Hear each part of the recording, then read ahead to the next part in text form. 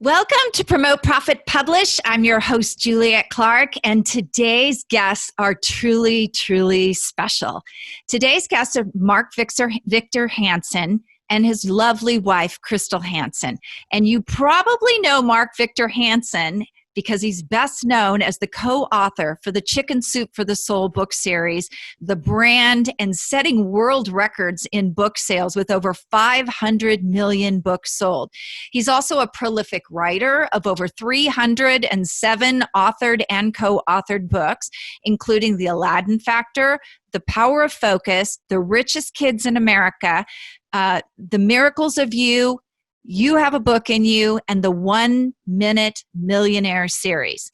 Crystal Dwyer Hansen is a business strategist and a successful entrepreneur, speaker, and author in the U.S. and China. Crystal's also known as the Celebrity Coach and is a certified life coach and wellness nutrition expert whose personal coaching and speaking CD and video programs, books, and articles have helped people all over the world. So I am so excited to have them here today to talk about their new book, Ask. I personally listened to the book Ask before having them on the interview, and I have to tell you guys, it is truly amazing, an amazing, amazing book. It is one of the things that I think we are missing most in today is we look at manifesting, we look at the things we're doing in our lives, but what are the roadblocks to asking? What have we been hiding ourselves out there? And how can we change it all? And I want you to stay till the end because the two of these guys have an extraordinary offer that you can participate in as well. Here's the interview. Well, thank you for staying with us. And today, I just mentioned the bios of the extraordinary people that I have on today, Mark Victor Hansen and his wife, Crystal. And the book Ask was actually one of the first books that I've actually read because I don't usually have authors on here, even though we're called Promote, Profit, Publish. And I'm really excited about this book because it is so relevant for the times we are in right now.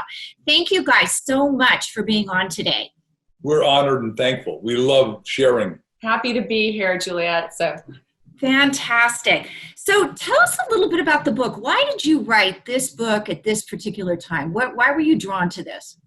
What happens is that obviously I've sold 500 million books with the Chicken Soup for the Soul brand and 309 books I've written. But what happens is Crystal and I have traveled through 80 countries around the world. We've met great people that are lovely, that are likable, persuasive, professional, educated, all that.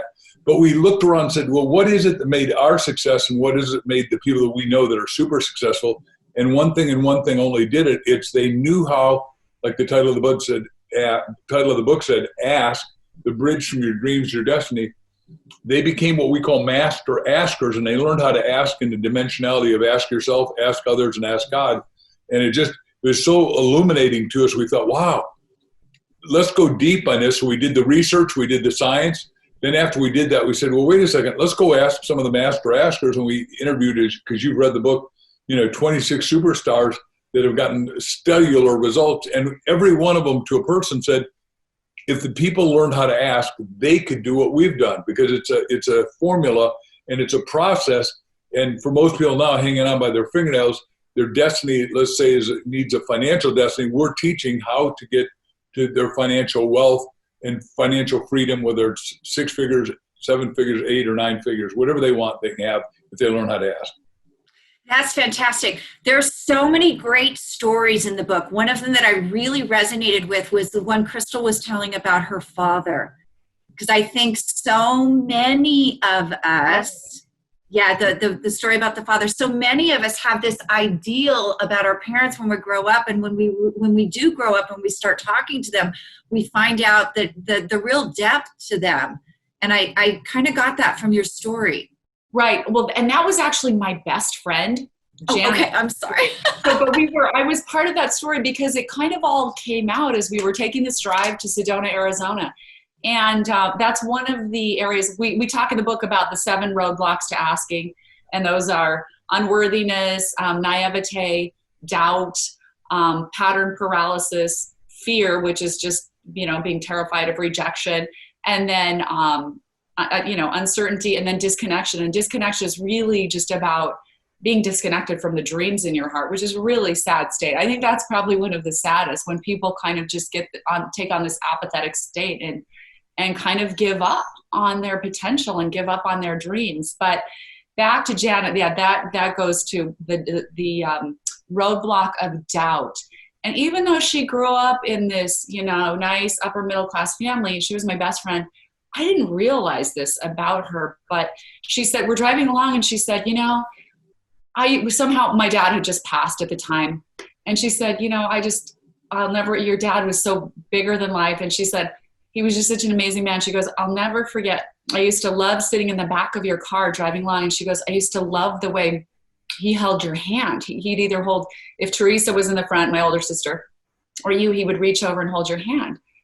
And I was like, really? You noticed that? She goes, yeah, I just used to wish my dad would hold my hand like that. And I was like, Janet, I never realized that. I said, your dad wouldn't ever hold your hand like that? And she said, no. And I said, did you ever ask him, Dad, let's hold hands or something? She goes, oh, no, I could never ask. I was afraid to ask him for anything. And this whole story unfolded about how she just, her father, as it turned out, she discovered so much about him in his death. He was a POW in World War II.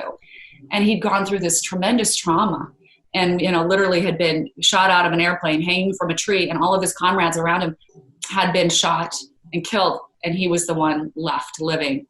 And he'd carried, I guess, this survivor's guilt his whole life. But it really blocked him from having a deep connected relationship with his daughters. And, it wasn't until the end of his life that they began to talk with each other and began to understand each other and began to open up. But that's why Mark and I say it's so important in this book to look at these 7 roadblocks to asking, because we end up where we are and we often don't realize or understand how we got here, why we're so afraid to go for what we want, why we're afraid to ask for what we want, why we have so many doubts about ourselves, about our own worthiness to live the greatest life possible. And when you read these stories, they're beautiful stories. You start to, first of all, become aware of what your roadblocks might be, because we've discovered everybody has at least one, if not more, of these roadblocks. So the awareness is just huge. And then reading someone else's story, it becomes a metaphor for your own life. And metaphors are patterns. Our brains think in patterns. So it's a very quick way to be able to understand it and then start to overcome it. So I love that story too. I'm glad you brought that one up, Julia. It's amazing.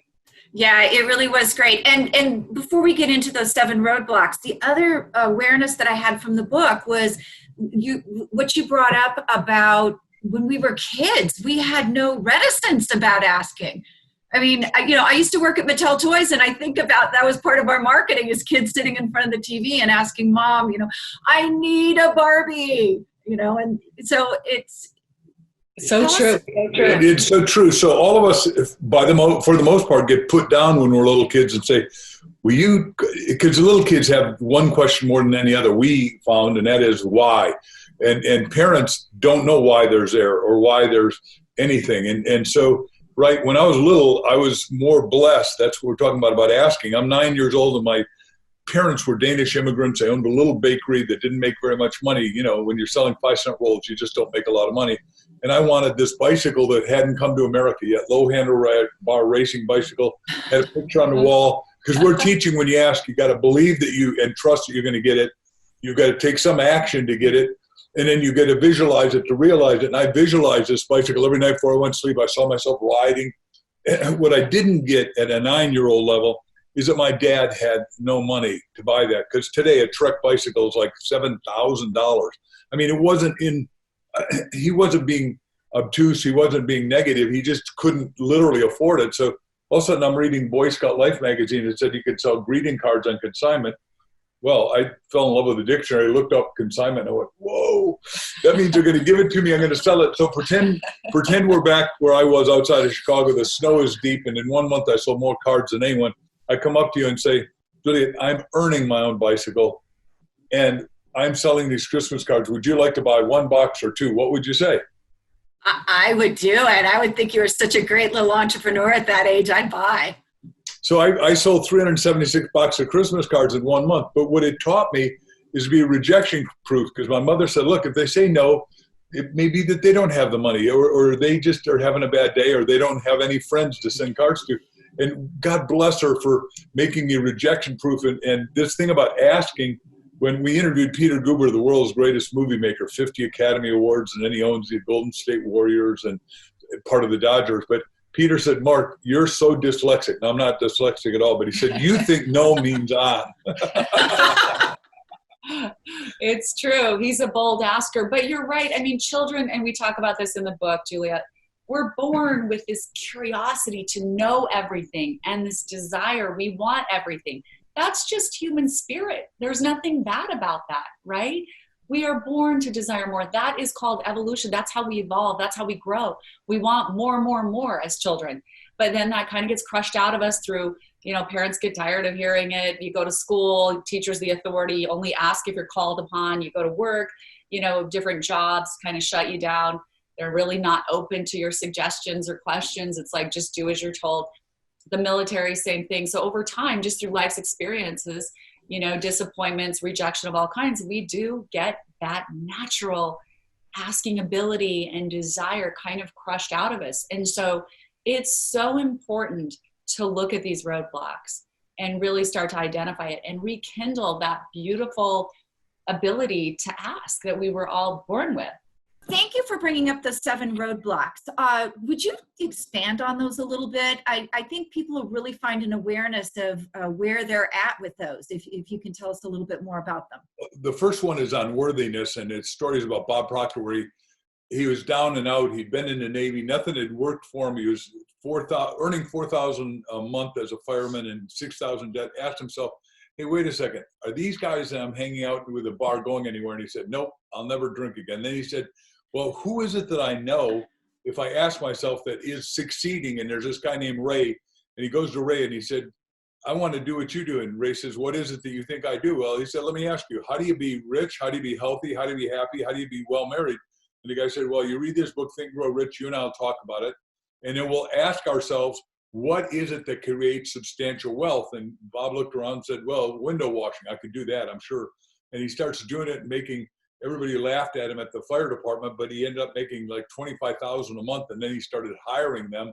And then one day he's crashed and burned. He's exhausted, passed out on the street in Toronto.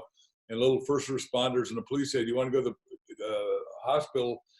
They were asking him, and he said, no, I'll go home and rest. And while he's resting, he's asking himself, what's wrong here? And he said, if I can't wash every window, I won't wash any windows.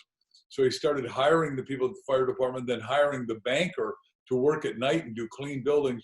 Ended up making $1 million a month in Toronto and Montreal and Atlanta and UK. So, and then people started asking Bob, well, tell us, Bob, we don't get it. How did you get so rich? And since then, he's been training forever. And it just is an amazing story, because it's all the pivotal thing of asking. And he said, until we interviewed him for the book, he didn't know that asking was as powerful as, he knew it was powerful, but he didn't know that that was the thing that could almost leverage everybody if they just learned the process that we've codified, systematized, and made work. Well, and he also said that, growing up in the period he did, he just had this epic level of unworthiness. And he just felt for so long, until he was into his adulthood, that he wasn't worthy of anything good in his life. And that didn't change until he got this mentor that Mark's talking about named Ray. And it was Ray who helped him recognize through the questioning process that he had this deep sense of unworthiness, and that if he didn't get over that and start to ask for more, ask for what he deserved, and start to question his environment, like, is this getting you anywhere? I don't think so.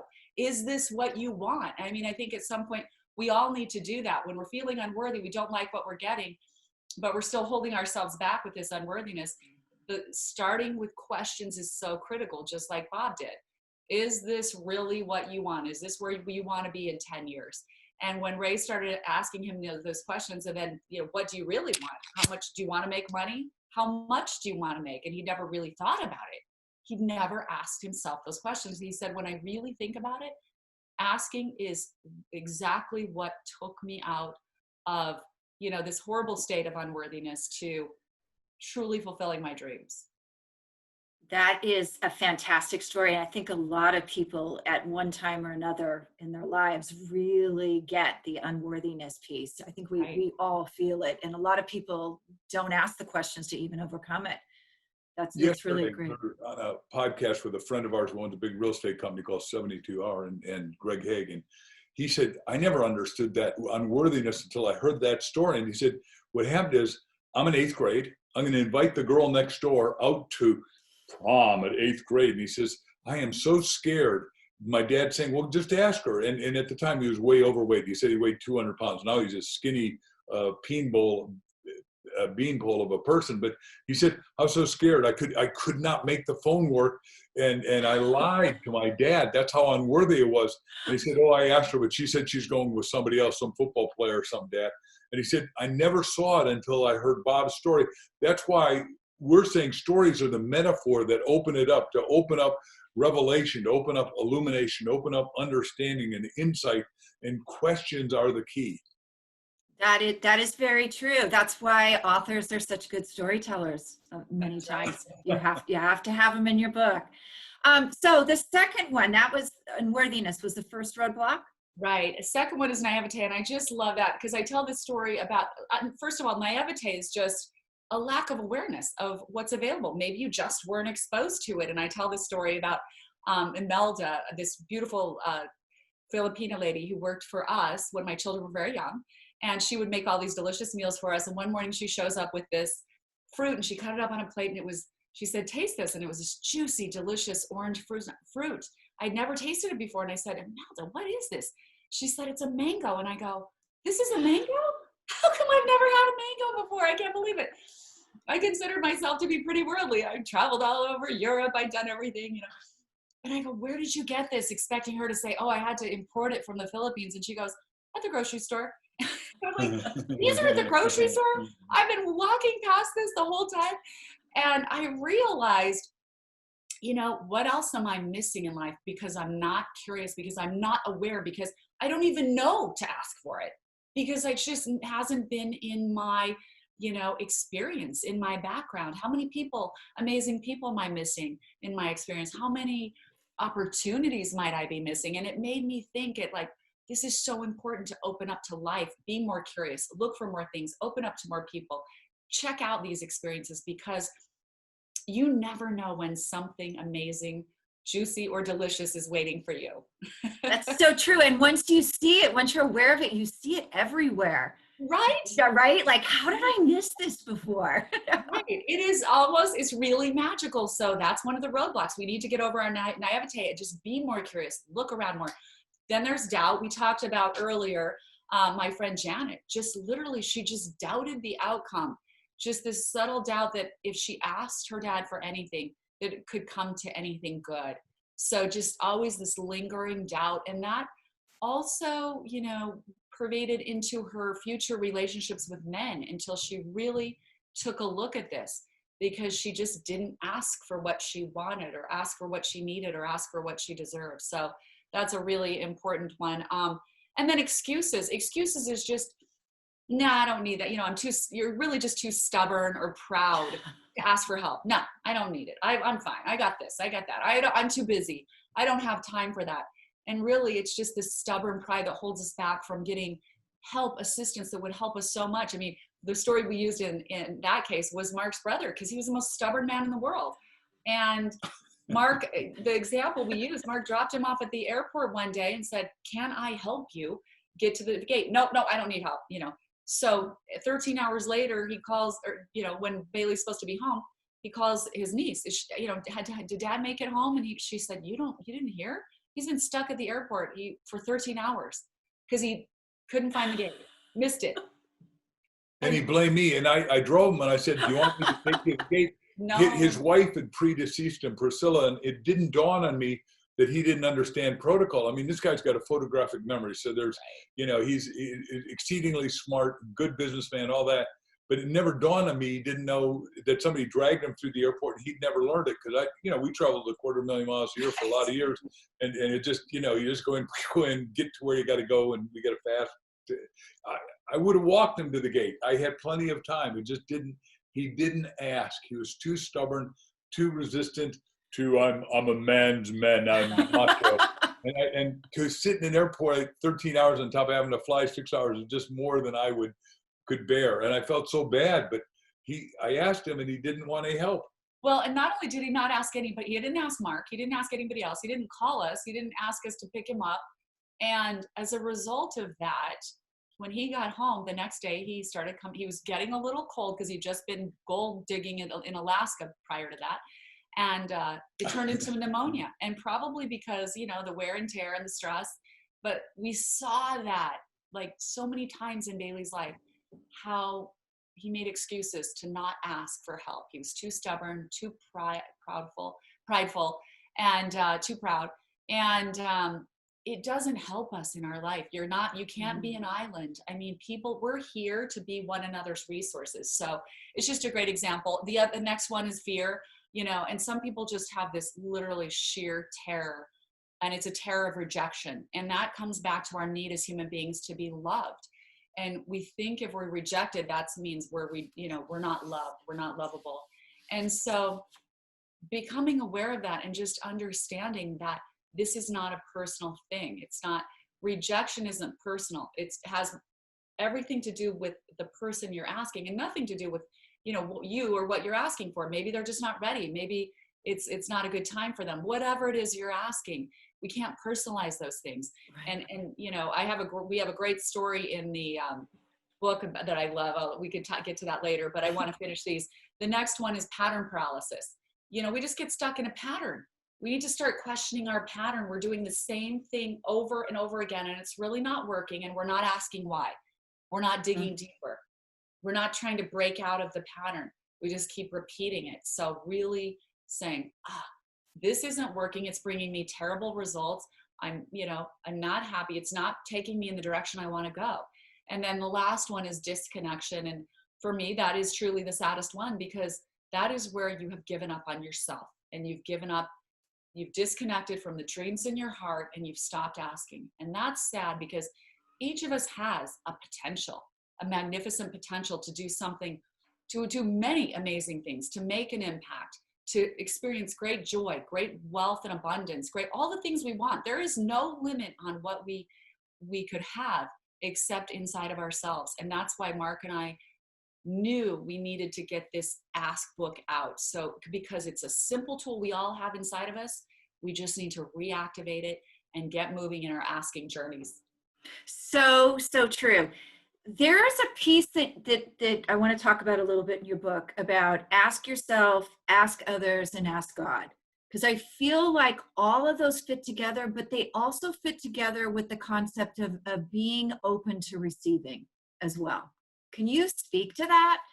Yeah, it's the polarity is exactly correct. You got to ask and then be open to receiving.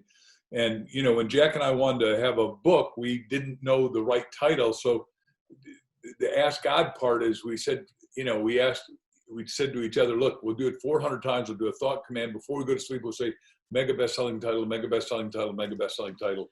At 2:30 in the morning, Jack calls up, wakes up everybody in the house. This is when phones were tethered. You may be able to remember that. And they weren't, you know, anyhow. So I answered, and Jack says, chicken soup. I said, for the soul. We knew we had it, and we still went out to ask, and we got 144 rejections because they didn't understand what Jack and I understood, that stories were the key. We'd asked everybody for their best heartfelt, soul-touching story, and we got them. And they said, nobody buys short stories, or we at Random House or whatever publisher, and you're one of my publishers now, but would sell your book. Well, they sort of missed it by 500 million. So it's really amazing that, you know, we just had perseverance that if somebody's going to reject you, what you got to do is reject rejection with a clean word, N-E-X-T, and just say next. So first of all, we'd asked ourselves, could we have a bestseller? Then we asked everybody else, and it's better. I asked Crystal to tell this great story about our friend Charlie Green. Charlie Green.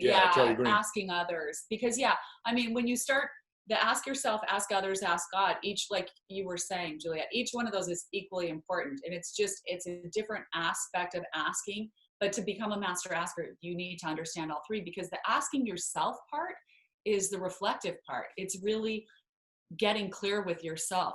And it's kind of like saying, you know, where am I right now? Where do I want to be? And what are my action steps to getting there? And you need to spend that reflective time with yourself. And under each of those categories, there are so many subcategories of questions that you need to start asking yourself. Then when you get clarity, you need to put it in action. And that means asking others. You know, we are each other's greatest resource. So we need to be interacting with each other, asking things. And the other side of that is people do, like, as you said, like to fulfill one another's request. I mean, we have a section in the book called Be a Granter of Wishes. And that's part of the asking circle. You know, most people, the funny thing is that with the research we did, we found out that most people are afraid to ask and they're hesitant to ask. They're scared to ask, so they don't do it. Going into the study, the people surveyed said that, you know, they were afraid of being perceived as either being pushy or demanding, or that if they were asking for information, advice, whatever, that they would be perceived as being ignorant, stupid, not knowing enough. And all of those things are completely wrong. The studies show that in actuality, if you ask, you are 80% more likely to have your request granted, to have your wish fulfilled. But you have to ask, you need to get over it. And then other studies showed that if you're a good asker, that you're more likable in either a business setting or even in a dating setting. So people who are more curious about things, who ask more questions, who are willing to be vulnerable and say, I don't know the answer to this. Do you know this? What is this? What is the best way to do that? Can you help me understand this? You actually become a more likable person. Contrary to what people thought going in, that you're going to appear to be stupid. No, you're a human being. And this is how human beings connect and become a resource to each other. And it's incredibly important to do all three. And then the ask God part is really about putting yourself in the larger universal perspective. You know, what is my greater purpose here? How does what I'm doing, what I want, fit into a larger context? You know, we're all part of this big universal connected web of cloth of people, you know, we're all threads of this cloth. What is our part? And everyone's part is important. And so when you put your requests in that perspective, I think you get a more meaningful understanding of what you're here to do on this earth. Absolutely. You guys don't know this, my audience does, but I have a book coming out called Pitch Slapped, and it's about how we're asking in business relationships. Are we building relationships first? I think this is a really good part of that, because so many of us are out there, you know, pitching ourselves without building a relationship, without getting to know people, without asking questions about who they are, what do they do, what is their purpose before we try to sell them something. So I know in your book, you talked a little bit about how you ask, you know, having your ask together in a way that you can manifest it and others can grant your wish in an easier way. Can you talk about that a little? Well, first of all, I want to go back to the story I thought she was going to do on our friend Charlie Green. I'm one of my marketplaces is churches, and I was doing a big mega church in the Midwest, and there were thousands of people there, and they said an exemplary talk. And at the end, I said, look, all these people are turning us down, but here is a manuscript, and it's called Chicken Soup for the Soul. And I'm going to boldly ask, if you'll forgive me, everybody. But what I'd like to do is, Jack and I want to have you pray with us and see that we're going to sell 1 million copies of this book. It's not out yet. We haven't got a publisher yet. But on your little chair, there's a little coupon, and if you fill it out, we will not process your credit card until the book comes out. And Charlie Green says the audience was in such awe. They got such value out of your talk. He wrote it and we put it in the book. He said at the end, we couldn't even believe it. Everybody in the church, and you said, don't take this out of the ties. Take it as an extra thing. It's a rich church in Overland Park. That's probably the richest place in Kansas. And it was wonderful. And we had a great day, but they all filled it out and gave us those slips. So when our publisher said you had to sell 20,000 at $6 each before we started, we already had 5,000 from just that one church, because awesome. I asked boldly. Now, at some levels, it took a lot of courage. Like what Crystal said is you got to have the courage to step on your fear, because it is not normal to ask a whole church audience to come and buy your book before it's out, even though it's only a manuscript and nobody has accepted it except you. Right. But your point exactly, Juliet, about the book you're writing to Pitch Slap, providing value. And that's what Mark did. I mean, that's the important thing to remember. Charlie said it was almost remarkable to watch everybody fill that out and order a book that didn't exist and put their credit card down. But Mark had delivered so much value in the speech. He had given so much to us. We all felt so inspired, so uplifted. So for him to ask at that point, we're like, yeah, let's do this. So that's it. You know, that's what we call the value wheel. You have to give as much value in the science of getting rich as you are asking for in capital return. Absolutely. You can't just say, here I am, here's what I want, buy this. You know, it just doesn't work. It's not a balanced relationship. It won't happen. It's not. And I love that story because think of the faith in that church that day. They gave me value, and now I'm going to, $6 isn't much in today's world, but back in the 90s it was, or back when you guys did it. But just, I have faith that I'm going to spend this money and I'm going to get more of that value without you guys even having it there for them to look at. It didn't even really exist yet. Yeah, it's amazing. So with permission, I'd like to do a bold ask on this podcast with your permission. Absolutely. Okay, so my bold, unequivocal ask is I ask you to go to Amazon, because bookstores by and large aren't open, and get a copy in any form you want of our book, Ask, ! The Bridge from Your Dreams to Your Destiny, and send us a receipt at reception@markvictorhansen.com. Here's what the book looks like. We think it's got a glorious cover. And then we want to invite you, when you send that receipt in, to be part of what we are believing is going to be the world's biggest book club. Because you said right before we went into this question, have faith. And the Apostle Paul said, faith is substance of things hoped for, evidence of things not seen. And we have faith that we're going to be able to have a group that becomes master askers, and we're going to be able to help everybody fulfill their destiny, fulfill their potential, exercise opportunities, and take adversity and turn it into advantage. That's great. Would you, again, repeat that email address so people know where to send that receipt? So just email your Amazon receipt to reception@markvictorhansen.com, and we'll send you an invitation to the book club, because we want to keep supporting people. This is just going to be a free, open chat room so we can discuss the principles of the book, because we want people to stay excited about it, to keep moving along on their asking journey, and for this to be a huge life changer for absolutely everyone. Great. We believe to be successful as a human being, you've got to be unique, and everybody is, and they don't even know it. They've not only got a unique fingerprint, but a more important mind print. The only way to get to your mind print is to ask. We think it's got to be transformational, and we don't know anything, like Crystal said, that causes more growth, more progress, more evolution, and the ability to ask. And it is inevitable that if you learn this process, your success, your health, your happiness, your recognition, your wealth will grow and expand, because we've seen it again and again. We just want to facilitate more people learning the process and mastering of asking.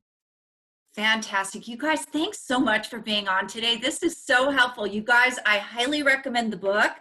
It is amazing, and I got a lot of awareness out of it and a lot of good stuff. So thank you. Juliet. So happy to be here. Thank you. Great to be in the show.